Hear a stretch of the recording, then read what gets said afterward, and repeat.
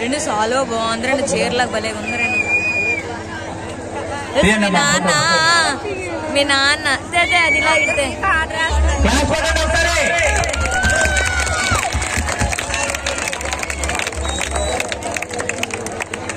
అలాగే మన పూజ్యులు గురువర్యులు మనకి విష్ణు ఆయనే పెద్ద, మనల్ని ఆయన గౌరవిస్తాడు, ఆయన మనం గౌరవించాలి. అటువంటి వ్యక్తి మన తిరుపతిలో వేస్తారు కొండ వేస్తారు. ఆయన్ని దుశ్శాలతో శిల్సత్కారం చేస్తున్నారు. అందరూ కూడా క్లాస్ కొట్టండి. కేక